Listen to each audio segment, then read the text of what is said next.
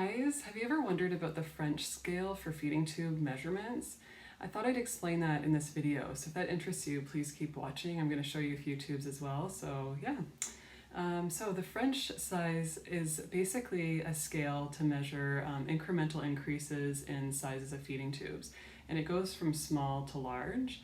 And so that number you've probably heard before, like for example 20 French or 14 French or 10 French, that refers to the millimeters of distance on the outside divided by 3. So it's a bit complicated, you don't really need to know, except that you would want to care about the fact that it's a measurement of the outer diameter, not the inner diameter. So this is a 24 French feeding tube without the port on, so that you can see that's about the biggest size that we get for feeding tubes. So that's often used for adults.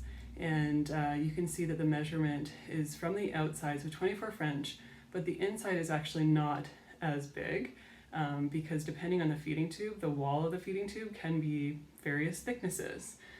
So just because a tube is a 24 French on the outside doesn't mean it's 24 French on the inside. A good example of that is actually with feeding tubes that have a balloon retention. So this tube has a balloon port to fill the balloon that retains the feeding tube inside the body. And because of that balloon, there's another track inside the tubing to fill the balloon. And that's where the water goes when we fill the balloon to keep it inside a person's body. So on the inside of those types of tubes, I'll show you this example here. This is a 20 French tube. And you should be able to see that there's a portion of it that's filled. So that right there, you can see this little tiny hole where the water goes down to fill the balloon, but that takes away from the internal French size.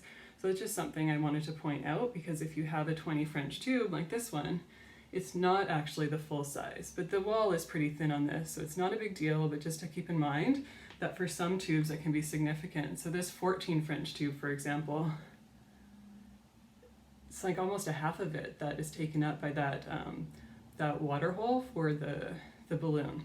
So keep that in mind, that for balloon retention tubes, you do want to take off a few French if you're thinking of the internal diameter of those tubes. And just for fun, I thought I'd show you this really tiny 3.5 French feeding tube that would be used in newborn babies. So I just thought that would be kind of cute to show you guys. So 3.5 French, that's the smallest I've seen. I don't think they make them any smaller. And then finally, another thing I thought I'd mention is there's some tubes that have 2 lumens. Like there's 2 tubes inside this tube because it's a GJ tube. So we've got the jejunal port and the gastric port and a balloon port. So it all goes down through the same tubing.